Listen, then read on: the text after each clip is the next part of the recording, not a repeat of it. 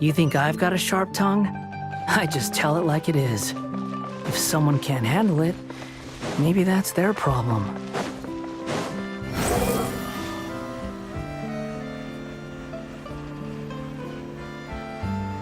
Yeah.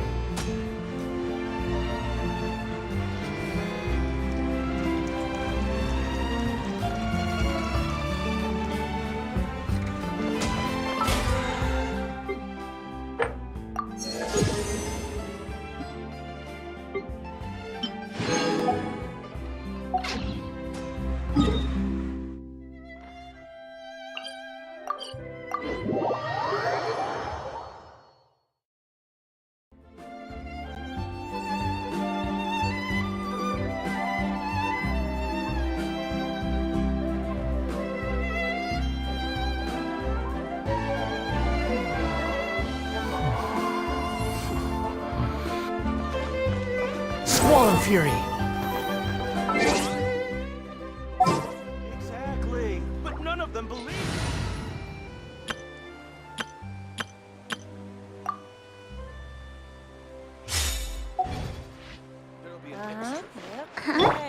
Do you also see Navia and Clorinde over there? They look like they might have into some kind of trouble. Let's go check out what's going on.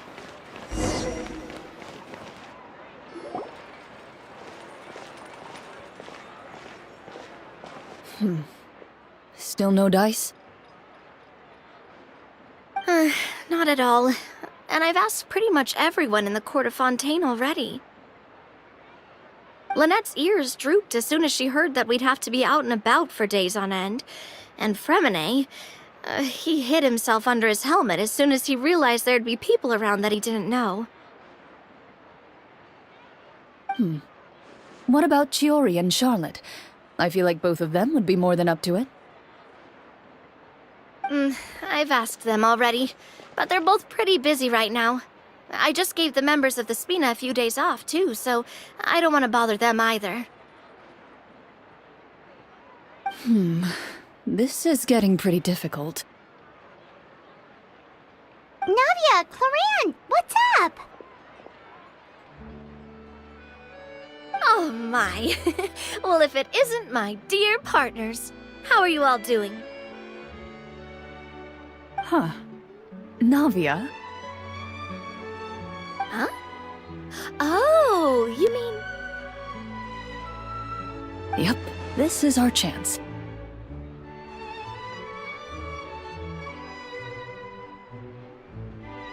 Do you need our help with something? Oh, precisely.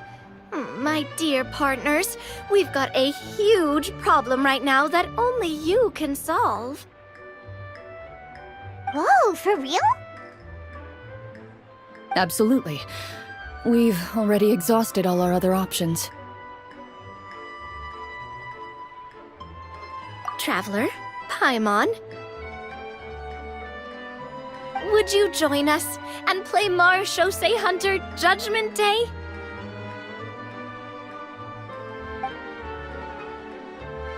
Marechaussee what now? It's a new game script by the Tabletop Troupe, a local roleplay adventure club.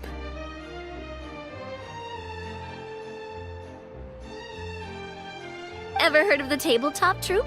They put out games that allow you to participate in a story and role-play characters with your friends. Oh, I've loved their stuff ever since I was a kid. That sounds super interesting. Clorinde and I are both veteran members of the club. Recently, someone came up with a new script and was looking for people to help playtest it for them. And when they asked, of course I couldn't refuse. I mean, come on! A brand new script? Nobody has ever played it before. Generally speaking, scripts at that level of development have a lot of issues, but I think this one is pretty solid. The author obviously put a lot of work into the story, and the world building is also quite credible. Whoa, whoa, whoa! I know I was the one that handed you the script, but some of us haven't read it yet. No spoilers, please. Anyway, the script calls for a team of 4. Ah, yes. We're missing one final player right now.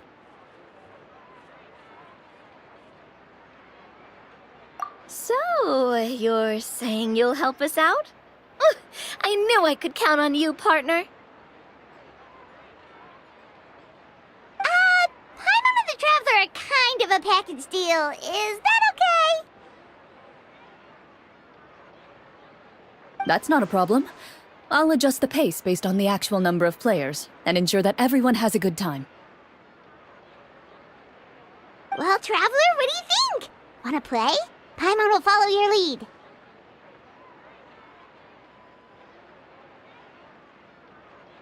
Well, that solves our problem. You have our thanks. Woohoo! I'll go grab the script manager from the club right away.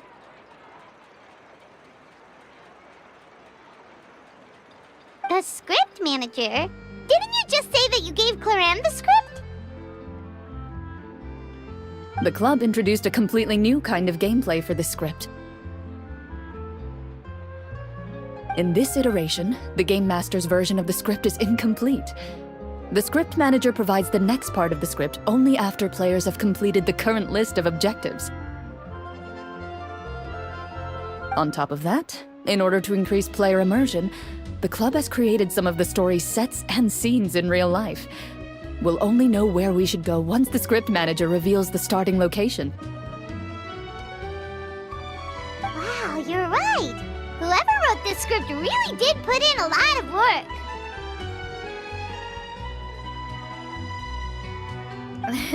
And it's got a real healthy amount of suspense, right? I mean, even the GM doesn't know how the story will end. I look forward to experiencing it with you all. Why don't you go meet up with the others first? They should all be waiting at Chioriya Boutique. I'll come over with the script manager as soon as I find them. Sounds good. Remember to always watch where you're going, and don't rush. You say that like I'm 6 years old or something. Let me think. What kind of character should I play this time? I just hope you'll pick up some useful skills this time. Oh, and stop trying to persuade every animal you come across.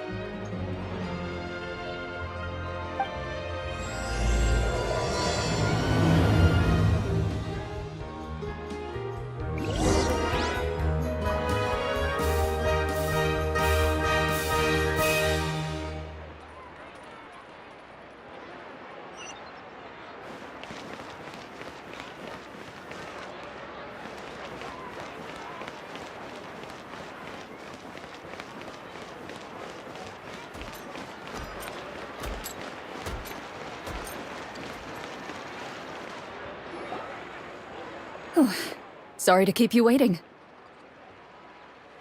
You're back! Huh?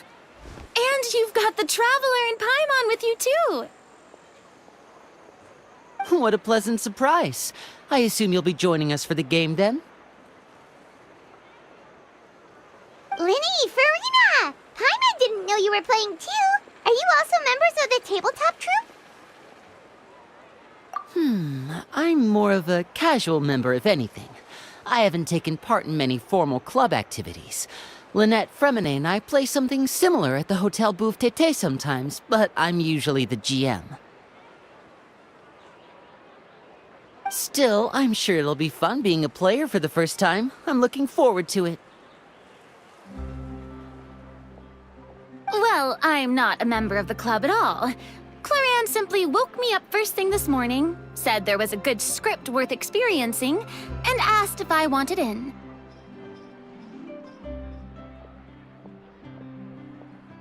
If you're interested, I can give you a referral. That should give you a 40% discount on membership fees. I think I'll wait to see how this experience plays out first, especially when it comes to the quality of the script. If it's sufficiently fun, then I'll join. Do you participate in a lot of tabletop troupe activities, Clorinde? You could say that. She's actually one of the few senior game masters of the troupe. Ah, right. I knew about that even when she was still my subordinate. It's nothing. Really, just a small hobby of mine. Wow. Hyman's so used to seeing you be all upstanding and intimidating as the champion duelist. It's kind of hard to imagine you role-playing with a bunch of friends.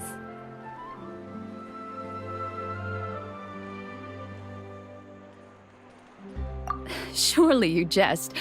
I would never intentionally make things difficult for my players. I maintain a clear boundary between my professional and personal lives. The me you see at court represents the law and order of Fontaine. I put all personal feelings to the side and grant a fair duel to all who seek to defend their honor. But in my personal life, I'm just an ordinary person.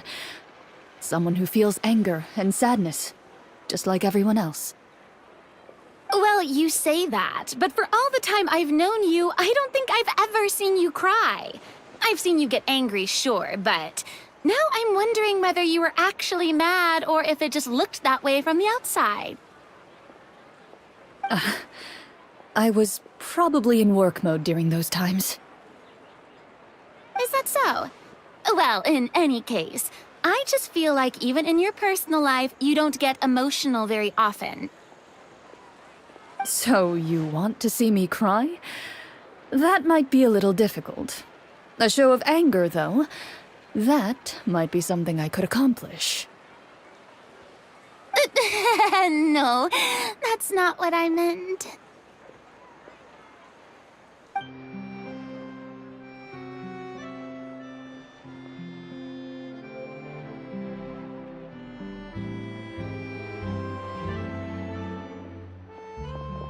Ah, I'm back!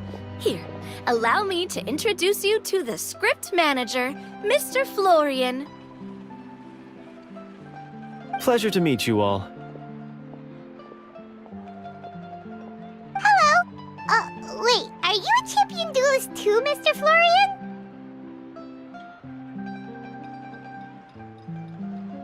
Oh, no. This is just the costume provided by the club. I occasionally play a few of the roles in my scripts. That sounds like a lot of work. It's nothing. It's the least we can do to give the players a more immersive experience. Anyway, allow me to give you a brief introduction of the script. This script was adapted from the real history of the Marechaussee Hunters. You all will play the role of hunters from a bygone era and resolve a series of events unfolding in the capital. Paimon's not super familiar with the history of the Marechaussee Hunters. Is that a problem? Oh, no problem at all. I can give you a brief rundown. So, basically, Marechaussee Hunters were people who dedicated themselves to hunting monsters and protecting the city by using a special swordsmanship technique passed down over generations. Their story can be traced back to the ancient Remurian dynasty, as well as the first hunter, Cassiodor.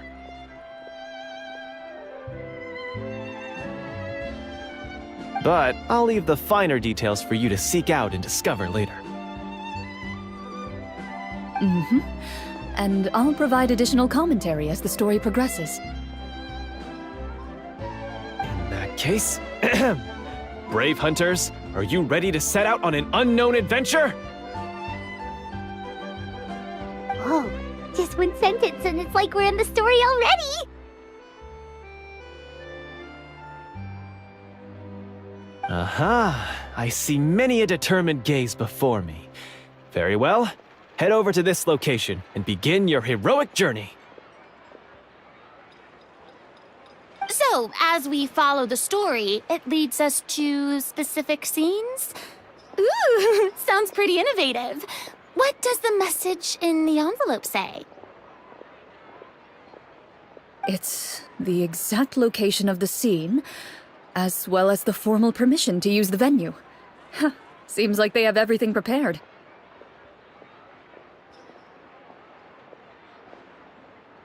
Please check all your belongings, everyone, and make sure you haven't forgotten anything. Once you're ready, please follow me to the designated location. Sounds good! Hunter Squad, move out!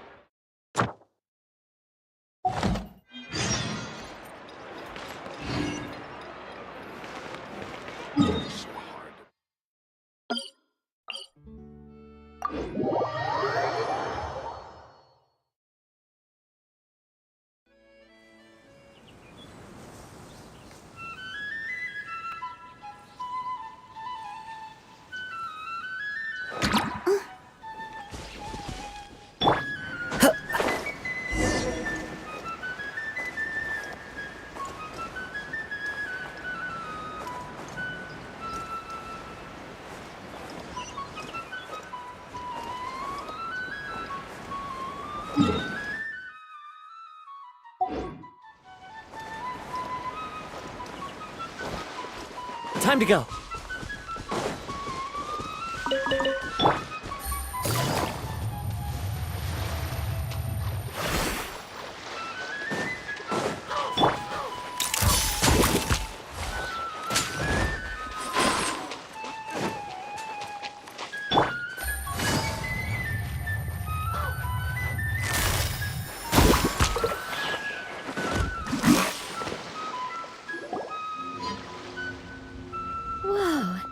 They really have thought of everything. Even the phaetometer is here and ready to go for us. The phaetometer? What's that?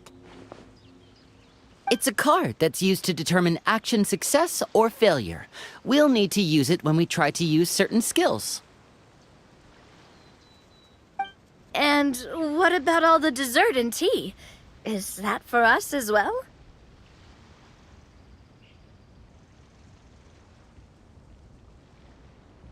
That's what the message said. Oh, really? That's so nice. It feels just like a tea party with friends. Those snacks have Paimon's name written all over them! I think you might be more of a snack hunter than a Marashose hunter, Paimon. Snack Hunter Paimon reported for duty! If there are delicious snacks to be found, Paimon will track down every last one! The desserts are great. But I'm still looking forward to the story more than anything.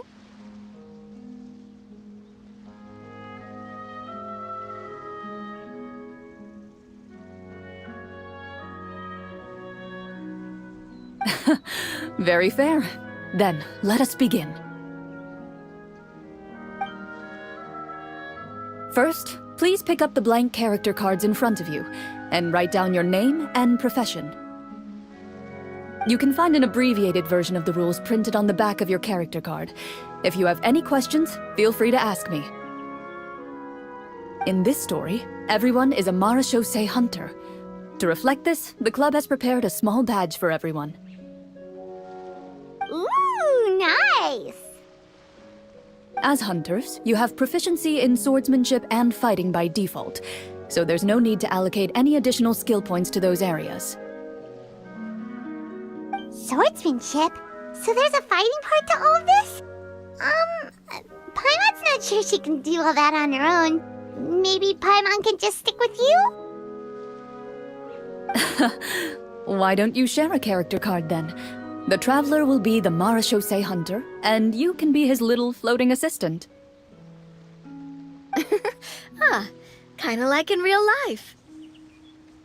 So, for the name, do I fill it out with the name of my character? Yep, it can be any name you like. You can use your real name too if you want.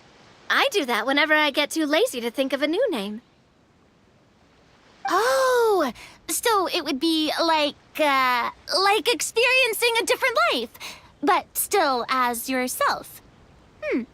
That's not a bad idea. In that case, I think I'll continue to use the name Linny then. Next up is the skill sheet. You have a limited amount of skill points that you can use to learn a number of skills. The more points you invest in a particular skill, the easier it will be to pass associated checks. I'll take persuasion and investigation. Those are must-haves when it comes to missions like these. Oh, those skills sound like they'd be useful for gathering intelligence. Good idea, Navia. Just as expected of a veteran player. So should we also take those skills then? Not necessarily. Since we're working together as a team, we could leave the negotiations to Navia and use our skill points to pick up other useful skills. For example, I think I'll take stealth and sleight of hand. That will give us more options if we run into any situations we can't negotiate our way out of. Oh, interesting. I wasn't thinking about it like that. I suppose it's not so different from an acting troupe. Everyone has their own role to play. Let me see. I'll take art and performance.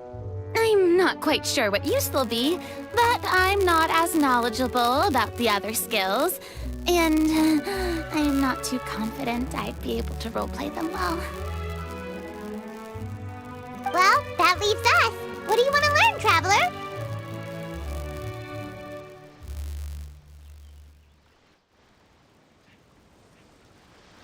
Oh, something that'll help you get a read on other people's thoughts. Sounds useful. Ha! Gotta say, this suits you really well. Nothing boosts morale like good food.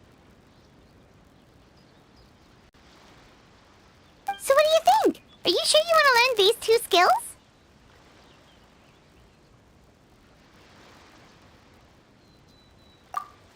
Let's see. Oh, looks like you each have enough points to choose one final skill. You've all picked such classic skills. It's fine to go a little bit out of the box, you know. Why do I get the feeling she's getting ready to cause trouble? For example, this one here. Summon. Doesn't it sound super mysterious and cool? Oh, I saw that one just now as well. The description says, this skill can be used under certain circumstances to summon characters or creatures that fit the script's world-building rules. The script's world-building rules, huh? But how are we supposed to know what a Marechaussee hunter can summon? Oh, that's not for us to worry about, my friend. Just learn the skills that interest you, and the GM will take care of the rest.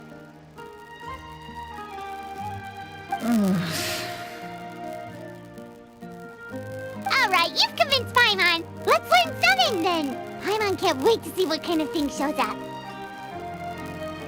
Well, now that everyone's more or less finished creating their characters, we can begin. Since 2 of our players are doing this for the first time, though, let me ask. Would you like to play on easy mode or authentic mode? What's the difference between the two? Well, in role-playing games, the story sometimes changes based on the decisions of the players and the results of the Fatometer. For example, if you fail a check, that means you cannot use the target skill in that scenario. A critical failure may even result in further negative consequences. If you choose to play in authentic mode, every time you elect to use a skill, you'll need to use the Fatometer to see whether you succeed or fail, and face any consequences that may follow. If you choose easy mode instead, every check will be successful by default, and you won't have to worry about luck playing a factor.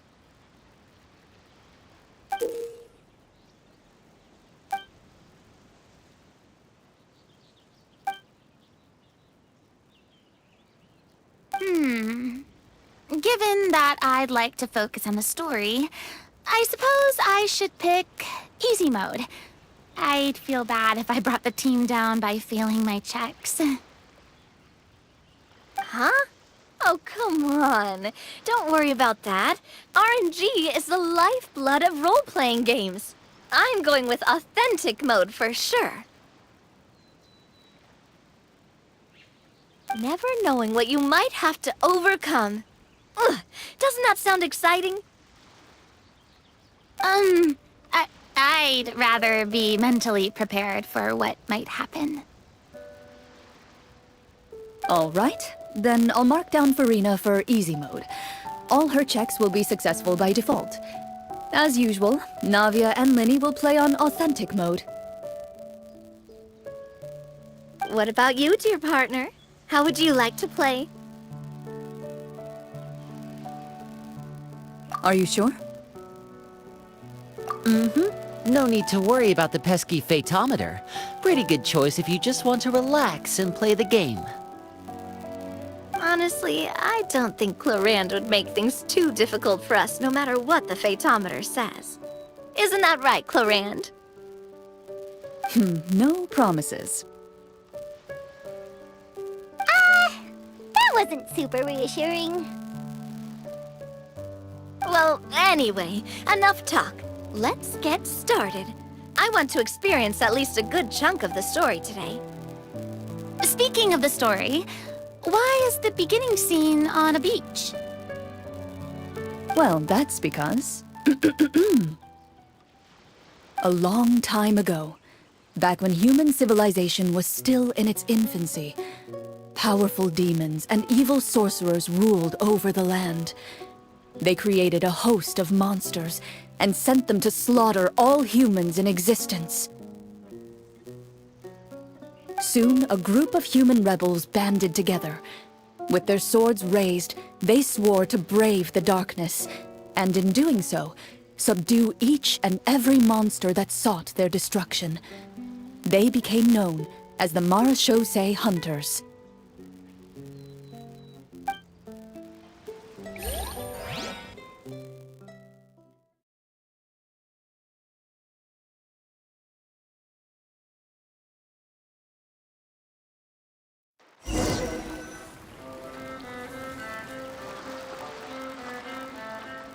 Sometime later, as a member of the Marechaussee Hunters, you receive a commission. Following the address provided on the message, you take a boat and arrive at this strange city.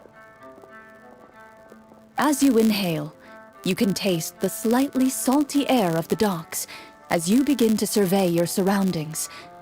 There aren't many people in the vicinity, but you do take note of a few others who, like you, seem to be sizing up this place. Your eyes meet, and you realize these people are fellow Marechaussee Hunters, likely led to this location after receiving the same commission as you. You're all Marechaussee Hunters too, right? Allow me to introduce myself. The name's Navia. monster hunter by trade, and helpful neighborhood businesswoman on the side. What say you to traveling together? We can help each other out on the road. Okay, count me in. My name is Linny. I've been wandering since I was little and picked up a few less than legal tricks along the way. I was adopted by a Marashose hunter and later chose to follow in his footsteps. Is this where you introduce your character to everyone? It sounds like they've done this dozens of times.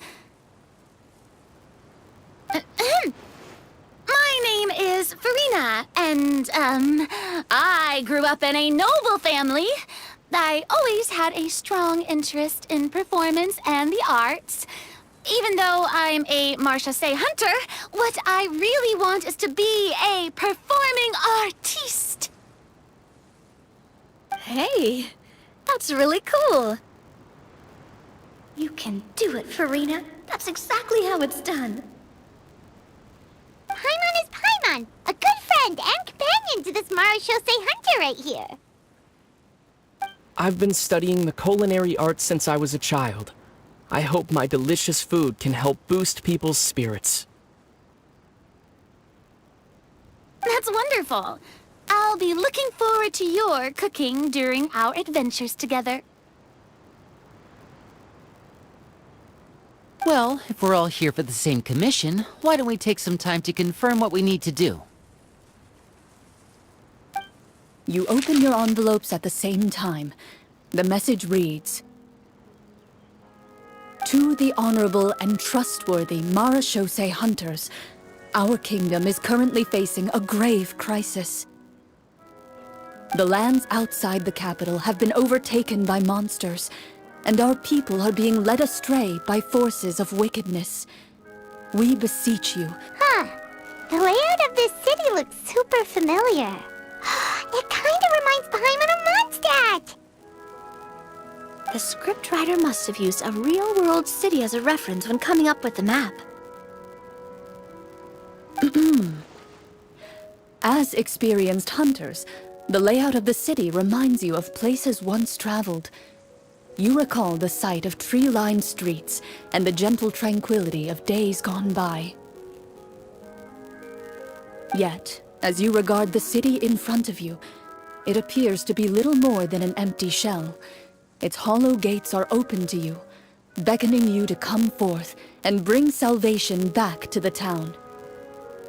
I carefully read every line of the letter and turn my attention to the signatures at the bottom. Who issued this commission to us? You see a long string of unfamiliar names. It would seem that many of the residents of the city issued this commission together. They sensed that things were not right within the kingdom and sent a distress signal to the outside world.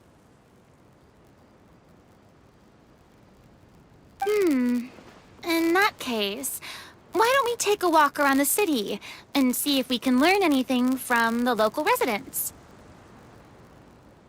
Oh, good idea. We might be able to get some leads on the monsters and bad guys we're after.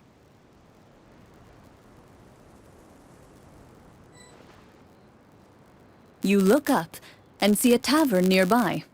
It appears to be open for the day. Why don't we go check out that tavern? If the novels I've read are anything to go by, taverns are usually full of information.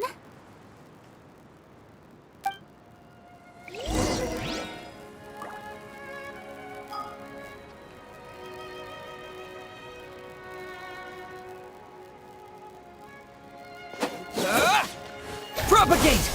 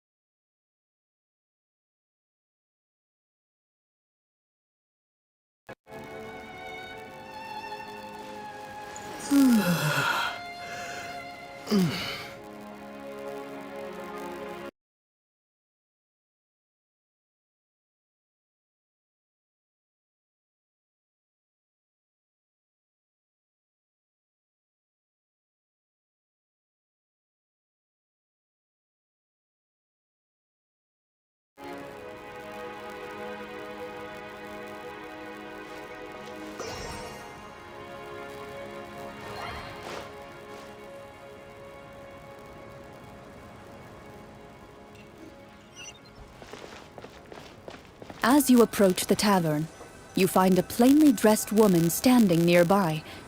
She appears to be rather troubled about something.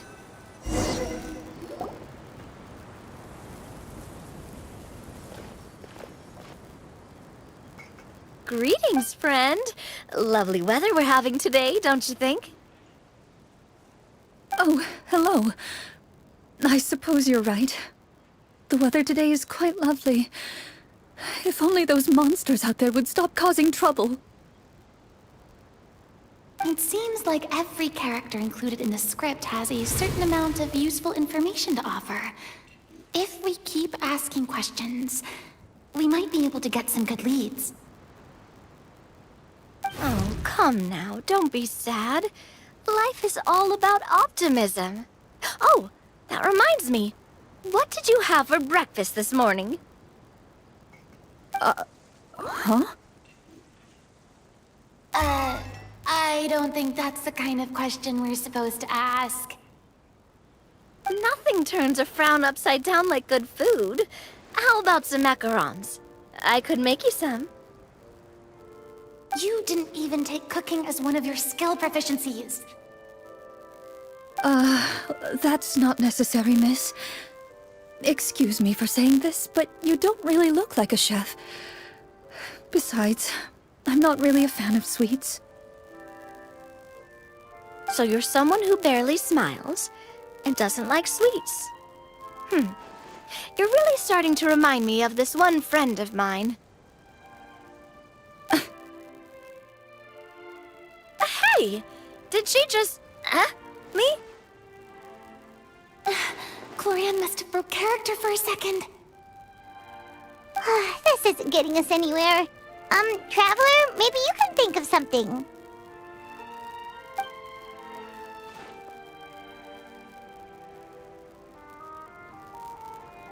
Are you sure? In that case, please refer to the phaedometer.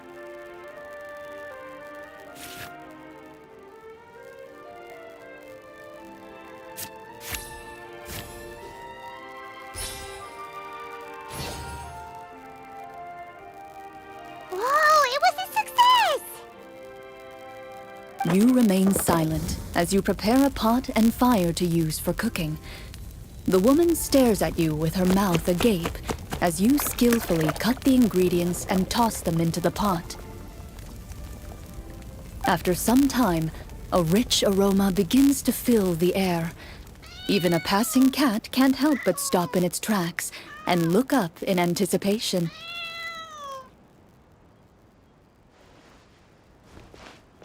Please, have some food. Who knows, maybe you'll feel better after eating something delicious. Whoa, that's amazing. Wait, so as long as you pass the check, you can pretty much do anything? And it won't be seen as absurd? Oh, thank you. You were right. This food really did make me feel better. So, what had you so worried earlier? Could you tell us a bit more about it? Okay. Let me fill you in. A horde of monsters suddenly appeared near the capital recently, so all the guards were dispatched to fight them. Do you remember when those monsters appeared? I'm not completely sure. All I know is that my husband was dispatched to fight them 3 days ago. Do you know where he was sent?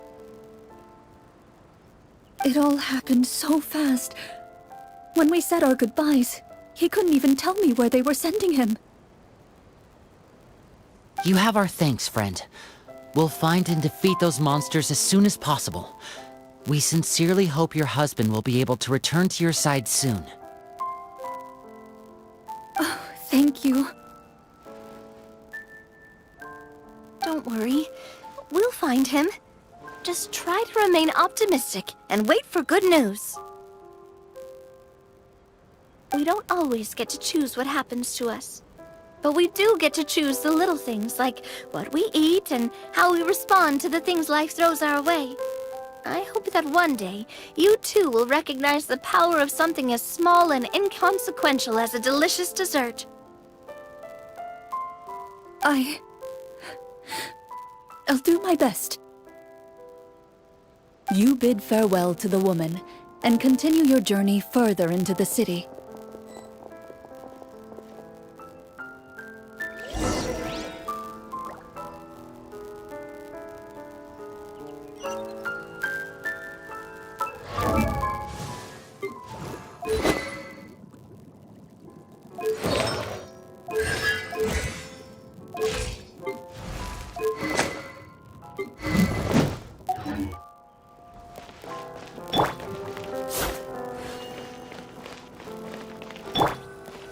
As you venture further into the city, the streets appear largely empty. An elderly woman walks past. You see her shake her head as she puts away her wrinkled wallet. A nearby merchant folds his arms and gives you a disdainful look. You get the impression that he's someone who has long gotten used to the sight before him.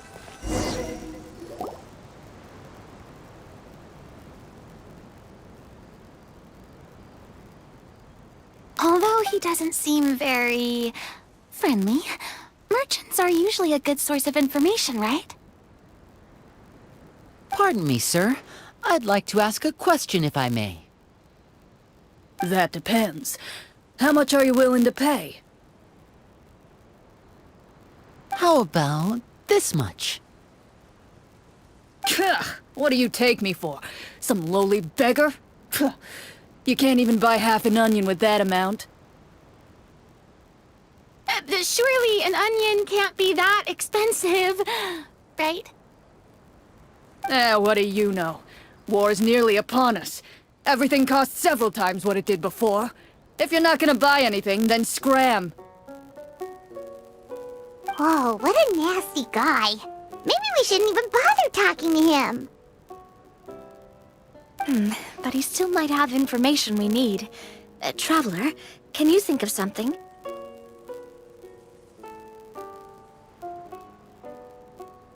Sir, we came to this city to solve the very problem you seem to be referring to. The war you mentioned, would it happen to be against the monsters outside the city? If you happen to be well informed and know a thing or two about what's going on, we'd appreciate it if you could share that information with us. After all, the sooner this problem gets resolved, the easier it will be for you to do your business.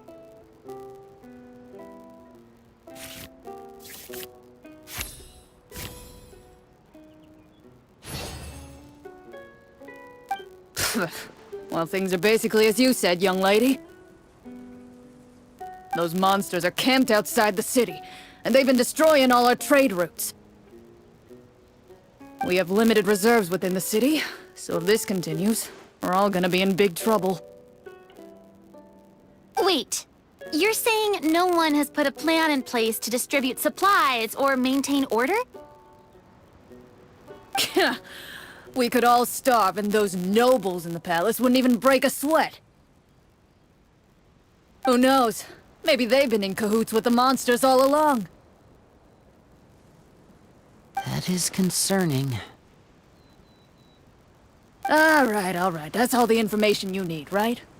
Off with you now. I've still got business to do. You know, if you smiled a little more, you'd definitely get more business. And I bet that would make your life just a little bit sweeter. I'm not saying it's guaranteed to work. It's just a tip.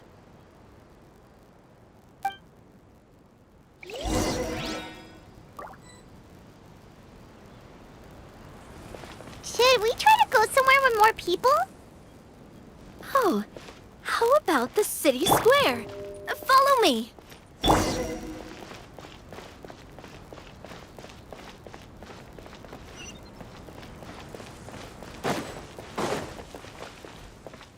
Before you lies the city's central square. You see a man with a slightly anxious look on his face, pacing back and forth, his head hanging low. He doesn't seem to notice your approach. Still immersed in his own thoughts, he shakes his head and lets out a long sigh. This guy seems promising enough. Maybe I can get some information out of him.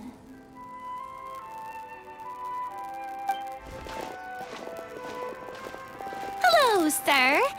Is there anything I can do to help you? Wait, you're... I'm... Oh, dear goodness! You're a Marashose hunter! You recognize us? Ah, are you one of the people who wrote the commission letter? Yes, yes! Oh, I didn't expect you to actually come! Oh, what great news! The city is saved! What happened here? Alas, we once lived comfortable, carefree lives. This city used to be free of monsters. The first Marashose hunter, Casiodor, the Golden Hunter, he was the one who drove them back. However, monsters have once again surrounded the city. Perhaps the seal that kept them at bay has lost its power. Or perhaps an evil sorcerer has been meddling in our affairs. All I know for sure is that their return has stripped this city of any chance at peace. Are there not enough soldiers to drive them out? It's not a question of numbers. The guards simply have no idea how to deal with them. Most people my age have never even seen one of the monsters, much less been trained to fight against them. What's worse, many of us don't even know the history of the Marashose hunters anymore. When I was a child, though, my grandfather would tell me stories about how the Marashose hunters drove back the monsters. So, on the off chance that something might come of it, I decided to reach out to you. To be perfectly honest, I was starting to think all those stories were just tall tales. But now that I've seen you in person, I finally know that it was true! Well, you can rest easy, friend. The righteous and formidable Marashose hunters are on the case. The man is touched by your determination and resolve. His eyes begin to well with tears of relief. Still, if we are going to hunt the monsters, we need to know where to find them. Can you give us any leads? All I know is that the area outside the city is dangerous. I'm afraid I can't point you toward a specific location. Oh, although, if you leave the capital through the main gate and follow the road, you should run into a group of guards. They might know more about where to find the monsters. I see. We'll go look for them then. All right, be careful. Oh, and one last thing.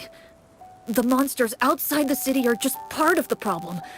There are evil sorcerers inside the city as well, so be on your guard. They're actively working with the monsters, and have corrupted the court ministers with malicious magic.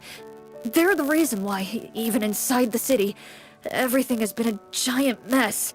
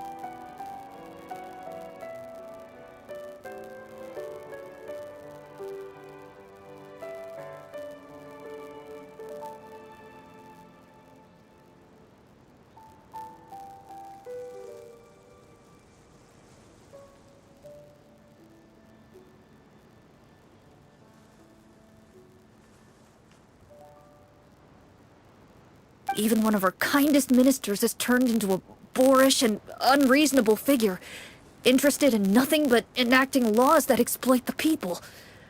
Who knows how much longer we'll be able to go on like this. Talk about being stuck between a rock and a hard place. I feel bad for him. Maybe we should try to cheer him up? Huh? Like, now? Is this really the right time? I appreciate your kindness, but for now, it's more important to focus on the crisis at hand. Brave hunters, I leave the future of this kingdom to you.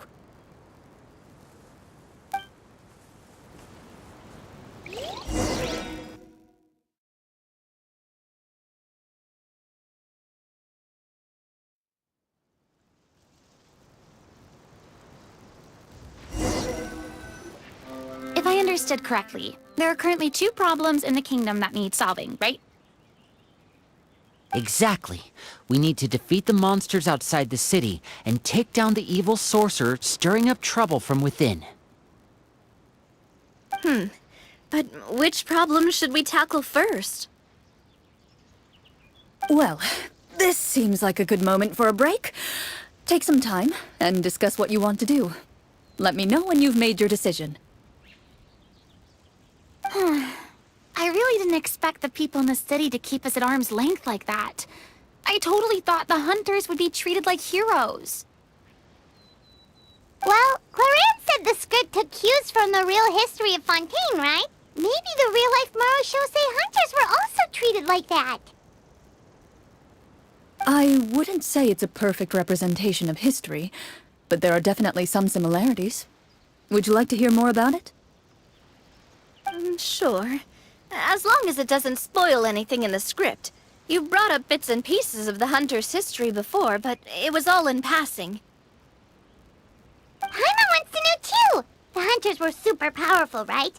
Were they all from a special line of supernatural beings or something? Kind of like the yokai in Inazuma? No. All Marechaussee hunters were ordinary mortal fighters. The only thing that set them apart were the special sword techniques passed down over the centuries. Huh? So you mean anyone could become a Marechaussee hunter? In theory, yes. All you would need to do is survive the rigorous training and master the swordsmanship techniques required to fight the monsters. Still, most people dropped out at the early stages, and others called it quits the minute they saw a monster in person. To become a hunter, you must be strong in both body and mind. What kind of monsters did the hunters fight exactly? Oh, and the evil sorcerer the script mentions. Did they exist in real life too? The land of Fontaine once played host to an ancient dynasty known as Remuria. After that dynasty fell, monsters began to appear, intent on obstructing humans from establishing a new social order. One of the ancient sorcerers of Remuria used his power to assemble a formidable army of golems. He sought to use that force to establish himself as king. Now wait a second. Don't tell me that guy was the inspiration for the evil sorcerer in the script. We still haven't found any in-game information on him yet. So, why don't you talk about someone else for now? Well, I wasn't planning on going into anything you might be able to find out in the game. But if you want me to talk about something else, then... how about Casiodor, the Golden Hunter? Or Egeria, the ex-Hydro-Archon? Wait, but those people are all from a super long time ago. Where did you learn all this, Clarinde? From my master. Huh. By master, you mean Miss Petronia? Is someone you know? Absolutely. Miss Petronia and my father were good friends. Back in the day, she would often bring Clorinde over to play, but then... Let's not get off topic. Anyway, back to what I was saying. Responding to Egeria's call, a number of warriors followed Cassiodor into battle against the monsters. This group of warriors, under Cassiodor's leadership, became known as the Marechaussee Hunters. Yet, as Fontaine entered an era of peace, their work gradually became obsolete. The Marechaussee Phantom, originally an association made up of hunters, eventually came to be predominantly comprised of Melusines. Ah, I see. That explains why most of the people in the script have forgotten the hunters or think of them as nothing more than a legend. Is that really a bad thing, though? It can get tough always being the one shouldering everyone's expectations. Depends on who you ask, I suppose. If the name of the organization no longer commands respect, investigative work is bound to suffer. Speaking of investigations, which problem should we tackle first? Monsters or evil sorcerer? I vote monsters. That's the main duty of the hunters, right?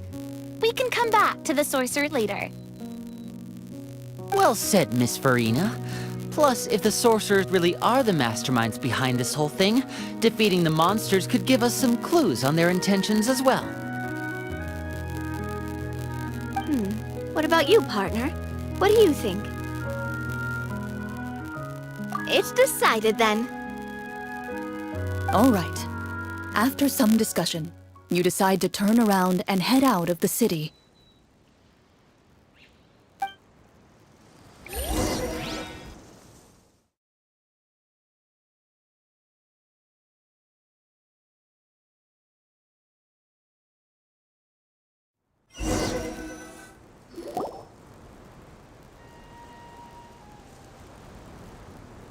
Let's take a look around, like that guy said.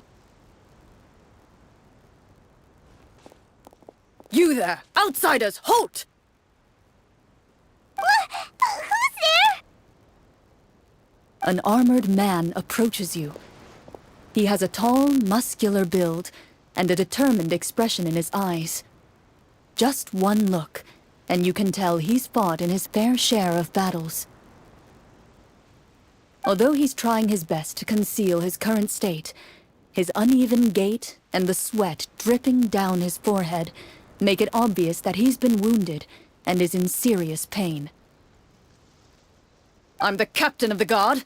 I saw you sneaking around the city earlier, so I'll only ask this once. State your purpose, or it's off to the dungeons for the lot of you.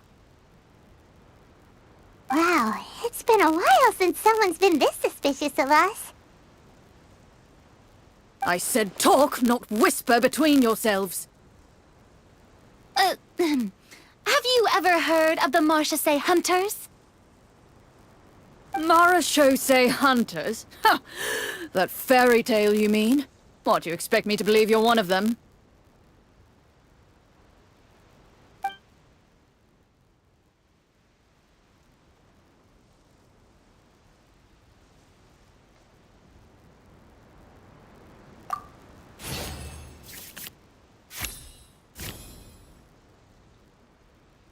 While everyone is talking, you begin to carefully observe the captain's mannerisms. Every so often, you see him glance toward a particular direction, with a pained expression on his face, as if an invisible thread is tying him to an unknown place. As you follow his gaze, you vaguely recall that the location he seems fixated on is known for its difficult terrain. Any battle that breaks out in a place like that is likely to be prolonged and devastating. Is that where the monsters are? Outside the forest in the area with the difficult terrain? The captain is taken aback by your sudden question. Still, his shock only lends credence to your theory. You're looking to fight the monsters? Well, we're Marechaussee Hunters after all. You could say that's basically our job. He shakes his head, and continues to regard you with skepticism. In the end, he decides to inform you of the locations where the monsters have appeared. Those monsters aren't easy to deal with, but if you insist on going, I won't stop you either. I just hope all the guards will be able to come back to their families alive. I wish you the best of luck.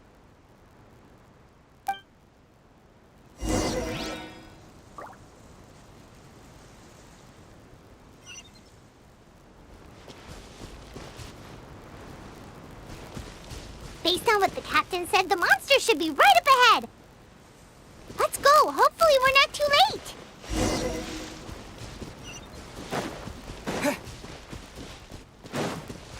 As you approach the battlefield, you see numerous people lying by the side of the road. They appear to be dressed like guards. Their faces are filled with desperation and terror. Some are screaming and cursing in vain, as if still trying to banish the monstrosities they saw from their minds.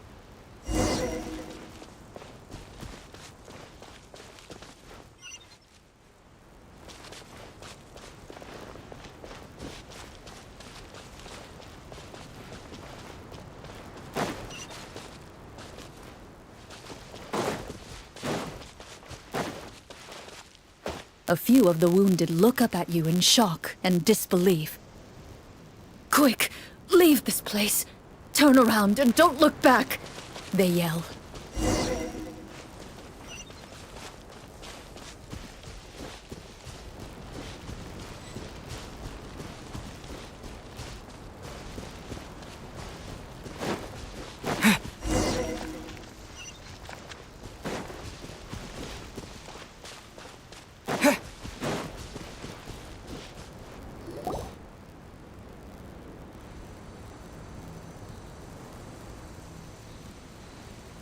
This is the place he mentioned, right?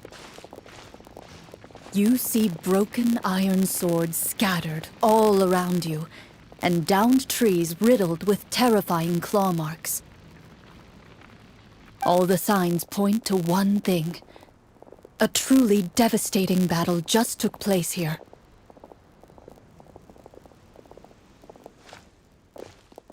Be on your guard, everyone. The monsters might still be around. Before you can finish your sentence, you hear rustling sounds from the surrounding bushes. The monsters have emerged. They close in on you without fear. You get the impression that, in their bloodthirsty eyes, you're just another meal for them to devour. A little help here! This thing wants to eat Paimon! Your battle round begins now.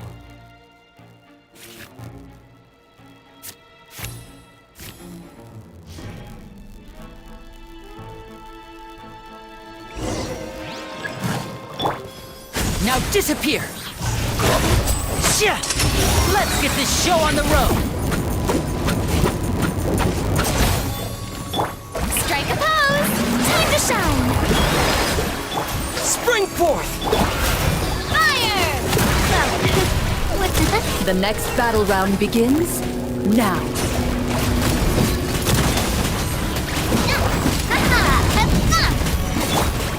Scatter! The monsters let out a terrifying roar of anger and resentment before dissipating into thin air. Ugh, thank goodness it's over. We're lucky the Marashose Hunter class came with all those preset skill points. Otherwise, we would have been in some real trouble. I never knew the Fatometer even determines the amount of damage you inflict. If you get unlucky, isn't it just game over right then and there? That's part of the fun. The uncertainty of fate is what gives these games their appeal. Just as you begin to celebrate your victory, a suspicious lump on the ground catches your attention. A suspicious lump. Wait, could it be the thing that appears after every battle? I walk up to it, crouch down, and begin to carefully examine it. I've still got my right glove on, so it should be fine for me to touch it, right? As you investigate the mound, you discover that the exposed portion appears to be made of wood. It was previously obscured by the large form of the monsters. With the monsters gone, the small protrusion now awaits your discovery, poking out of the ground like a shy flower bud. Whoa, it's a treasure chest!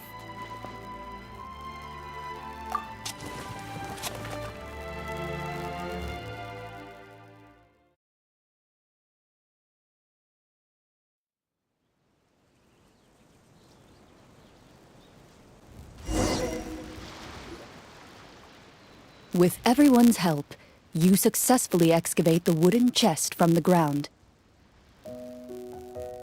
Even without opening it, you can tell from the mora and jewels scattered around the chest that it must contain quite the fortune. Makes sense. We worked hard for this. Let's open it and we can share what's inside. I can understand your excitement, Paimon, but think about it. Doesn't it seem like there are people out there who need this treasure more than us?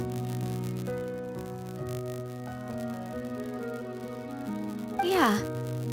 Think about all the people suffering in the capital. Or all those guards who got hurt fighting the monsters. Wouldn't it be better if we gave the treasure to them? Wait, is that how it works? Paimon thought since we were the ones to dig it up, we could just take it for ourselves.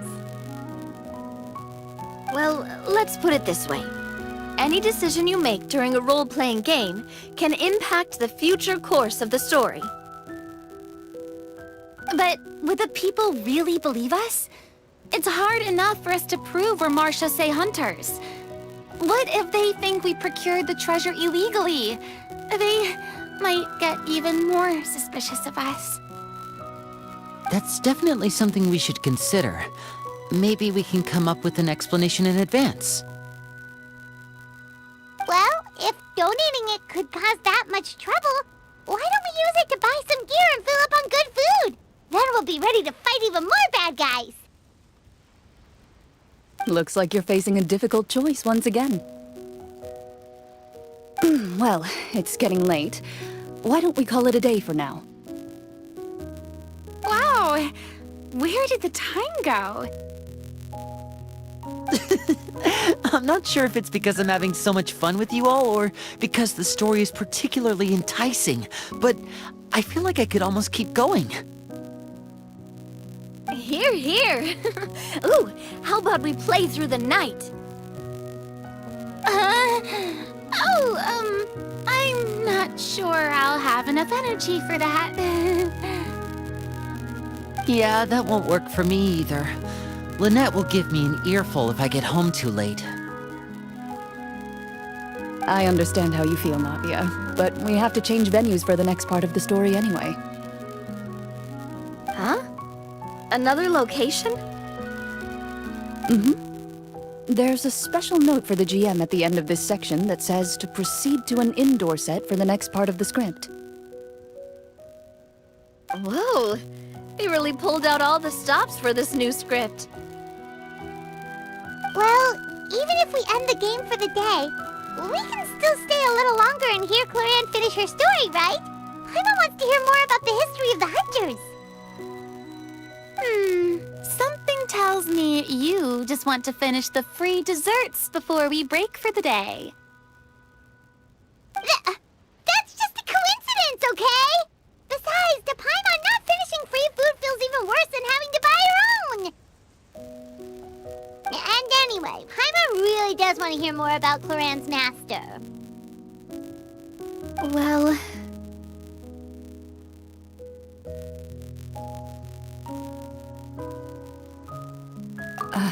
It's nothing. I appreciate the concern, but it's all in the past. It won't do any harm to share these things now.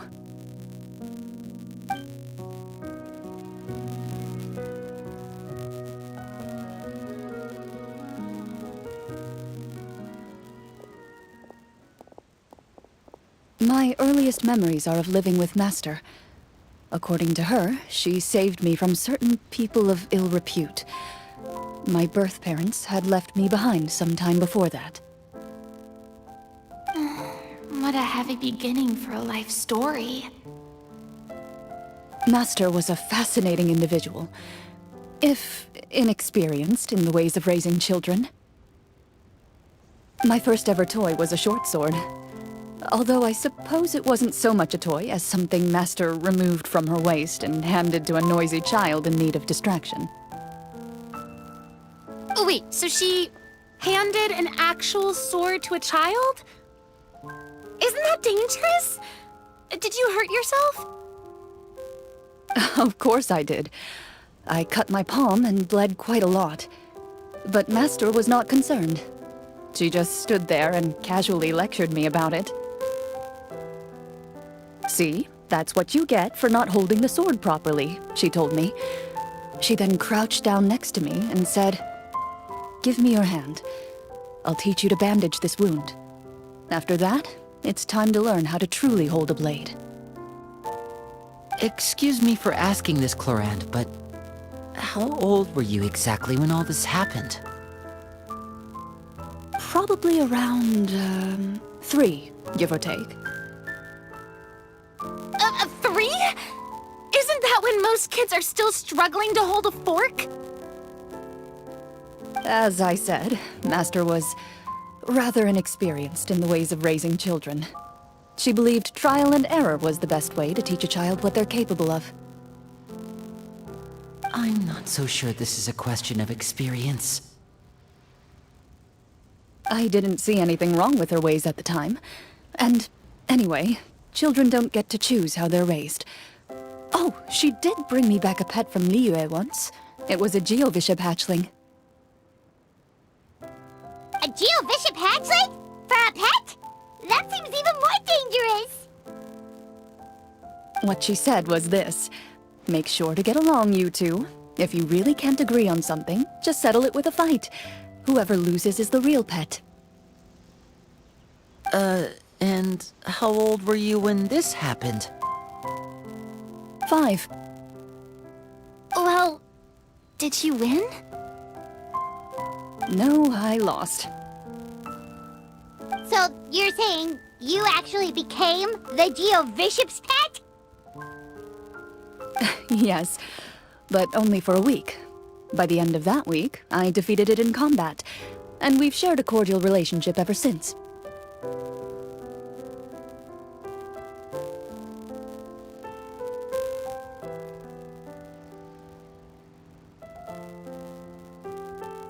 That really doesn't sound like the kind of childhood someone should have. Later on, I gradually understood that Master most likely didn't know any other way to raise a child. She was a marechaussee hunter, but I never heard her bring up her own parents.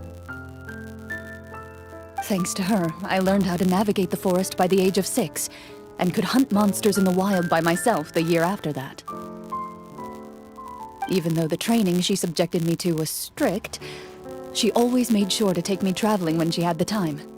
We met many of her friends during those days. That was also how I met Mr. Callis and his family.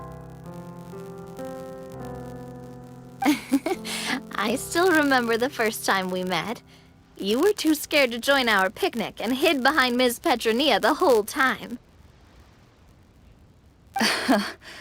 I still hadn't really met many children my age at that time, so I didn't know how to interact with others. After that, though, you started coming over a lot.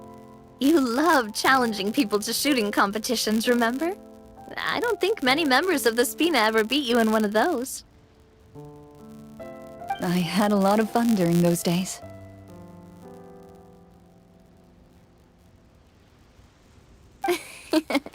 I enjoyed them too. Oh, do you remember that one time we went exploring around the Spina together? We overheard Papa call your master Fontaine's Protector of Justice. We tried to pretend like we never heard anything, but you nearly let it slip that one time. Protector of Justice? Oh, wait, you mean that vigilante hero from 20 years ago? The one who is always active at night? Yep, that would be her. She often would put on a black cloak and go out at night. I never knew where she went or what she was doing. Until, like Navia said, we overheard the truth from Mr. Callis that night.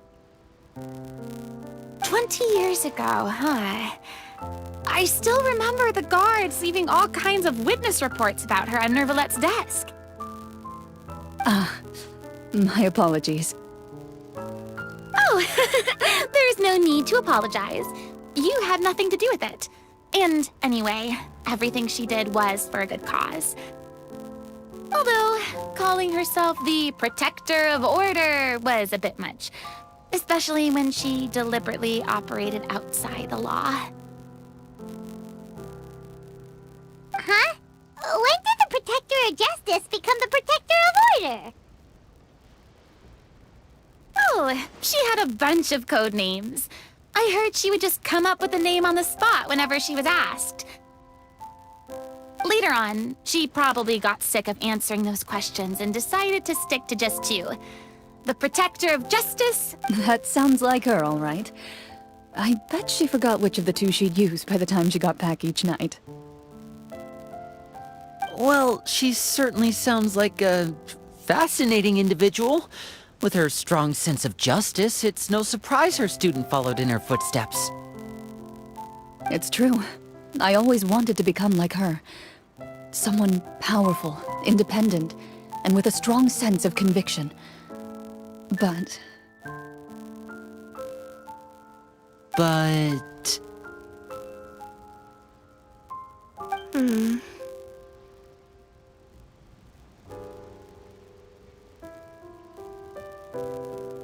She suddenly disappeared the night I turned 10 years old. Disappeared? What happened? I have no idea. She didn't even leave a note. That night, I was celebrating my birthday at Navia's house. But Master never came to pick me up. When I returned, when she still didn't appear after a few days, I went to Mr. Callis's house to ask about her whereabouts. But he only shook his head. Papa probably didn't know either. I know he sent a few people to investigate the matter in secret, but they never found any credible leads. Don't worry, I understand. To be perfectly honest, given Master's personality and way of doing things, it all made a lot of sense. If I had just like how, when a litter of kittens reaches a certain age, the mother willingly leaves them behind.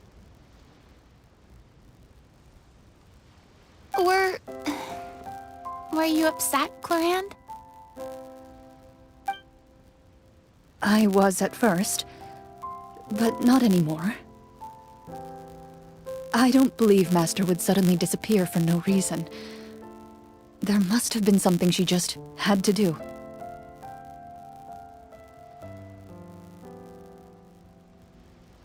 Well, despite everything, you still managed to follow in her footsteps and become the greatest champion duelist in all of Fontaine. You're practically a living symbol of law and justice. I suspect my position would be far too by the books for her. Master always did whatever she pleased. But you're right.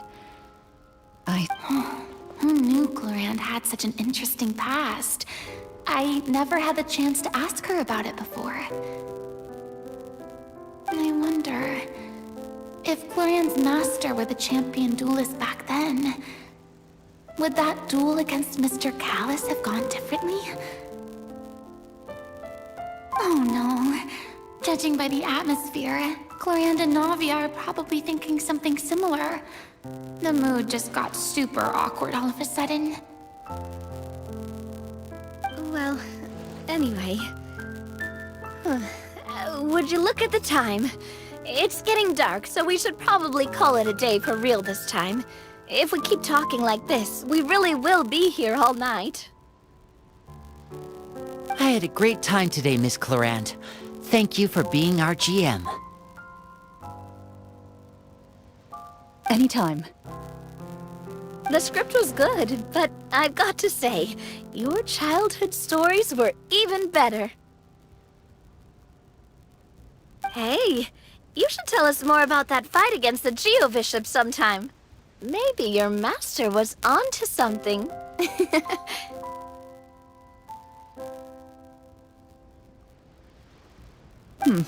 You could be right.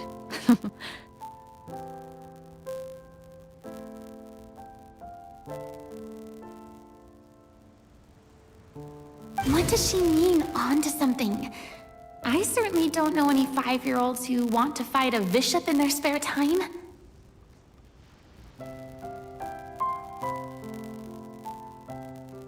Guess I'll head back as well. I need to save my energy if I want to continue enjoying the story tomorrow.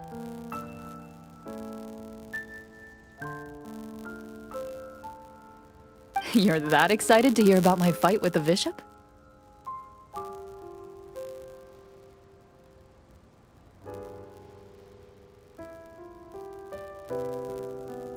I was talking about the script.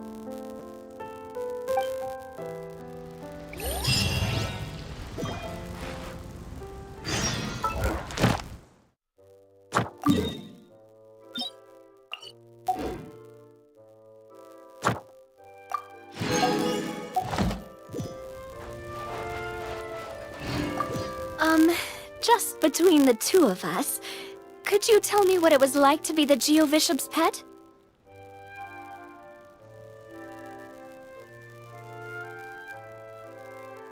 It was nothing special, really. Geo-Bishops don't understand the concept of a pet. So, basically, it just headbutted me whenever I entered its territory.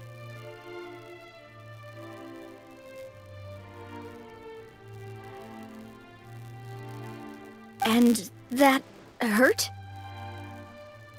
Yeah, it hurt. What, something you want to experience for yourself?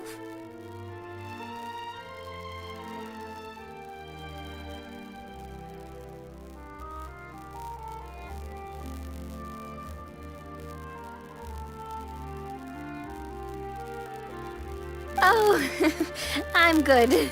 Thanks.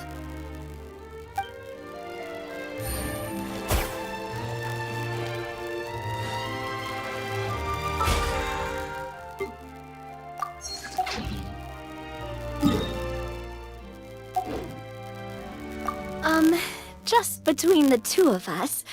It was nothing special, really. Geo-Bishops don't understand the concept of a pet.